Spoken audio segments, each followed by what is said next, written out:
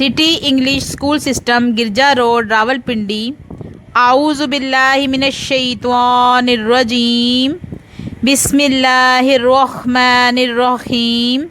रब्बी इश्रह ली सदरी व यस्सिर ली अमरी वहलुल उक़दतम मिन लिसानी यफ़क़हू क़ौली। रब्बी ज़िदनी इल्मा रब्बी ज़िदनी इल्मा रब्बी ज़िदनी इल्मा। अस्सलामु अलैकुम वरहमतुल्लाहि वबरकातुहू। प्यारी जमात दहम, क्या हाल है आप सबका? उम्मीद है कि आप सब अपने घरों में खैरियत से होंगे इंशाअल्लाह। तारीख़ आज 15 जुलाई 2020 दिन बुध का है। मज़मून होम इकनॉमिक्स जमात दहम के लिए लेक्चर नंबर 13 सबक नंबर 13 के 1, 2, 3 सवाल हमने पढ़ लिए थे। आज 4 से 6 मुख्तसर सवालात आज हमने पढ़ने हैं इंशाअल्लाह। प्यारे बच्चों, आज के उन्वान में सबसे पहले हम सफाई का मफ़हूम पढ़ेंगे। सफाई वो चीज़ है जिसका दीन इस्लाम ने भी बहुत ज़्यादा हुक्म दिया है, और उसके बाद हम घरेलू गंदगी को दूर करने के तरीके पढ़ेंगे कि घर में जो गलाजत होती है या घरेलू जो कूड़ा करकट है उसको हम किस किस तरह से ठिकाने लगा सकते हैं।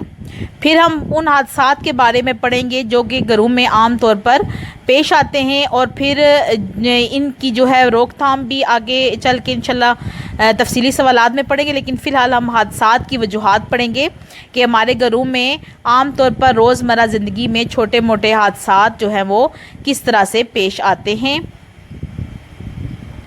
सवाल नंबर 4, सफाई से क्या मुराद है? सफ़ा नंबर 115 पे देखें। ज़ाती सफाई का ख़ास ख्याल रखें। ज़ाती सफाई से मुराद ये है कि अपने जिस्म के तमाम अज़ा मसलन हाथ, मुंह, दांत और बदन को साफ़ रखें। साफ़ सुथरा लिबास पहने। खाना खाने से पहले और बाद में हाथ धोएं। दांतों की बाकायदा सफाई भी अच्छी सेहत की ज़ामिन है। इसके बाद माहौलियाती सफाई, ये पॉइंट भी आप इसमें लिख लें, और अपने माहौल को साफ़ सुथरा रखें। मोहल्लों और गली कूचों में गंदगी के ढेर ना लगने दें। अक्सर लोग अपने घरों की सफाई करके कूड़ा करकट गली कूचे या सड़कों पर फेंक देते हैं, क्योंकि सिर्फ घर को साफ रख करना ही काफ़ी नहीं होता, बल्कि मोहल्ले और सड़क की सफाई की तरफ तवज्जो देना भी ज़रूरी है। इसलिए कूड़ा करकट एक मखसूस जगह पर डालना चाहिए। यहाँ तक ये कर लें, मुख्तसर सवाल है, इतना इसका जवाब काफ़ी है। सवाल नंबर 5, घरेलू गलाजत को दूर करने के लिए कौन से तरीके इस्तेमाल होते हैं? इस सवाल का जवाब भी सफ़ा नंबर 115 से है।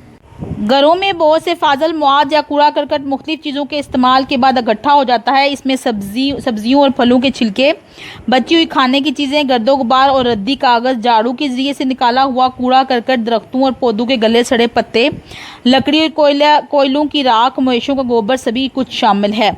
इसके अलावा पेशाब या पखाने की गलाजत होती है। ये सब गलाजतें घरों से दूर ले जाकर बेज़रर बना दी जाती हैं। इन तमाम गलाजतों को ठिकाने लगाने के मुख्तलिफ़ तरीके हैं, यह आपने लिखना है। और बेज़रर का मतलब होता है कि यानी कि जो जिसमें कोई नुकसान ना हो। सफ़ा नंबर 116 पर देखें। घर का कूड़ा करकट और राख, मट्टी, रद्दी कागज़, सब्ज़ी और फलों के छिलके वगैरह कूड़े के बड़े बड़े टिनों में इकट्ठे कर दिए जाते हैं। म्यूनसिपल कमेटी की गाड़ियां आकर कूड़े के टिन खाली करके आबादी से दूर ले जाती हैं। फिर इस कूड़े को बेज़रर करने के लिए एक ख़ास किस्म की भट्टी में डालकर जलाया जाता है, जिससे नामियाती मादे जल कर कार्बन डाइऑक्साइड और नाइट्रोजन में तब्दील हो जाते हैं और मादनी मादे बाकी रह जाते हैं। यानी इस कूड़े करकट को दोबारा से रिसाइकलिंग करके इस्तेमाल में लाया जाता है। ये तरीका है। इसी सफ़े पर घरेलू गलाजत को दूर करना, इसमें से भी पॉइंट लिख लें। सवाल नंबर 6 है जी, घर में आम तौर पर किस किस्म के हादसात पेश आ सकते हैं? सफ़ा नंबर 118 पर देखें। घर में तहफ़्फ़ुज़, हिफाजती इक़दामात, आपने ये ऊपर हेडिंग नहीं लिखनी, आपने लिखना है कि मुख्तलिफ़ तरह के हादसात, घरेलू हादसात, ठीक है। उसके बाद आप लोगों ने जो ब्लू कलर की हेडिंग आपको नज़र आ रही हैं वो आप लोगों ने पॉइंट बनाकर लिखनी है। जैसे कि आपने लिखना है कि जी घर में फिसल कर गिर जाना, चीज़ों से टकरा कर चोट लगना, सुई या कील कांटे का चुभ जाना।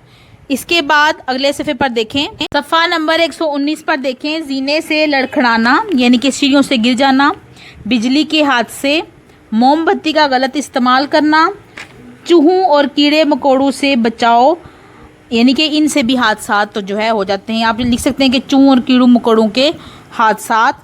और उससे आगे है कि आग या गर्म चीज़ों से जलना या झुलसना, اس کے بعد چاقو یا چھری سے زخم لگنا، اور پھر اگلے صفحے پر دیکھیں بجلی کی استری سے، یعنی یہ سارے حادثات کی اقسام ہیں۔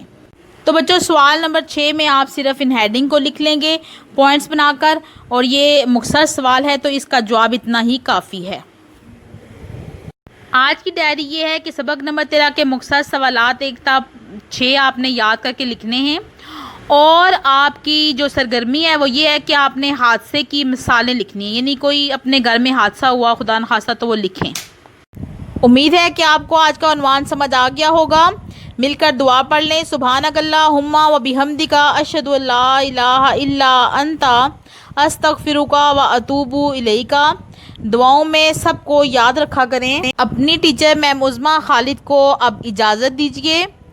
اللہ تعالیٰ آپ سب کا حامی و ناصر ہو، آپ پر اپنی رحمت برسائے۔ خدا حافظ۔